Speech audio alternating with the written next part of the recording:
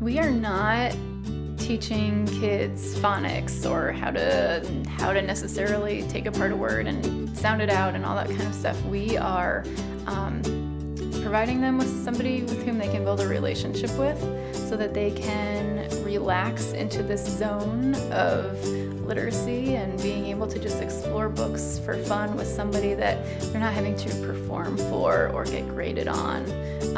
So this really is the core of it, is really the relationship, and then that's what allows that love for reading to develop.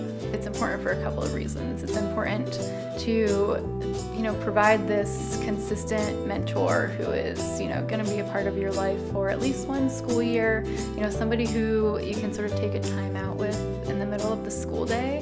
This is like one time during the week when the kids always know that they get full attention. And also, we want to develop readers. I've been through several trainings with the Mentoring Partnership. We offer our mentors tips every month that come from the Mentoring Partnership on how to, build that mentoring relationship and different things to, in the beginning of the year, here's the things that you're doing to build the relationship, and now continuing it and then winding it down. We provide them with all of those tips. And then when we can, we do invite the trainers in to do some additional training for our mentors as well. We don't right now measure, report cards and grades like that, but we do get feedback from teachers that, kids do, like that confidence goes up, some of their fluency goes up, and we hear from parents that kids are reading to their younger siblings at home now, and just their general enthusiasm around books has increased. So, and that's our main goal.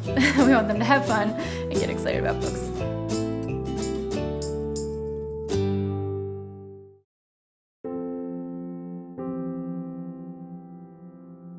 So many of these kids sleeping under bridges, they're everywhere, and people don't realize that.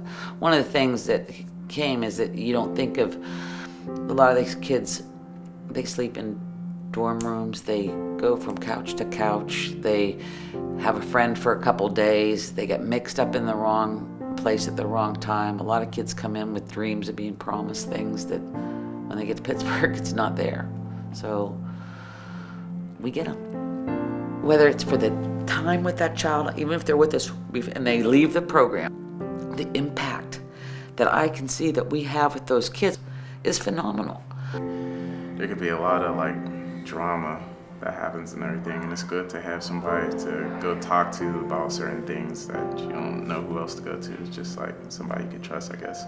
We're providing the connections that they have somebody to call.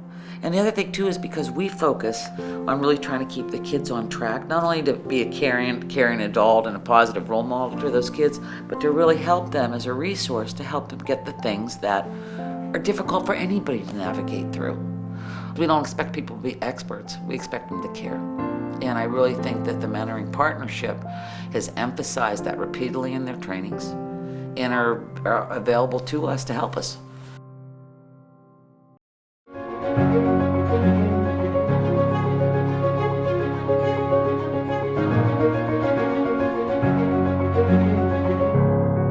Our group is formed to serve the African American youth. We're dealing with a lot of socioeconomic factors. And so the kids have so many things on their minds and so many things not on their minds. Of course, we're worried about the things that's not on their minds because they're not thinking about education. They're more they're in a survival mode most of the time.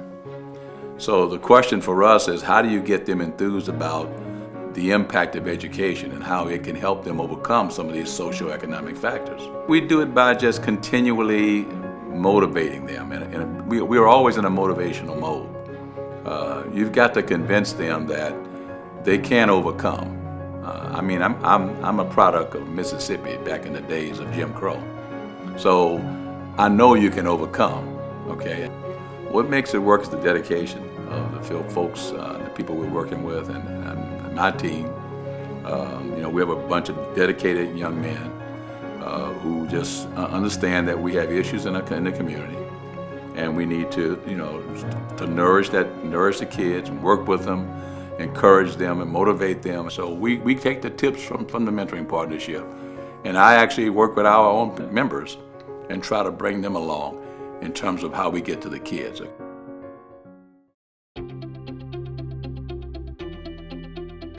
So we started this on the advice of the Mentoring Partnership, which suggested that we can play a role in getting children in inner city neighborhoods out of at-risk situations for 1 or 2 hours a week for our 10 to 12 weeks of our program a year. That was our initial incentive, and that was our training to get into this. What we didn't know is how much we would embrace the programs. It is tempting sometimes to be patronizing and think you are curing their needs. You know, you're celebrating their spirit. The profile of the kid is an unbelievable smile, an optimistic outlook, lots of challenges at home, great craving and desire for attention and participation in something that they believe is important.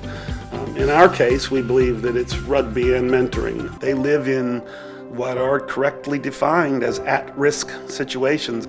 People start in trouble, and nobody just want to fight every day. Like you trying to go to school and learn. You try to have We got time fun. for Somebody come around, be like, "Give me your money." It is not pretend. And sadly, we've seen the downside. We've had 6 funerals in 20 years. We hope that they walk away with a set of tools like any child, that when they're in that at-risk situation, just if they have something to refer to and even have a memory of a very positive experience, I think that that's a mentoring success. We all had a good time, had fun, Enjoy. and let's just do it again.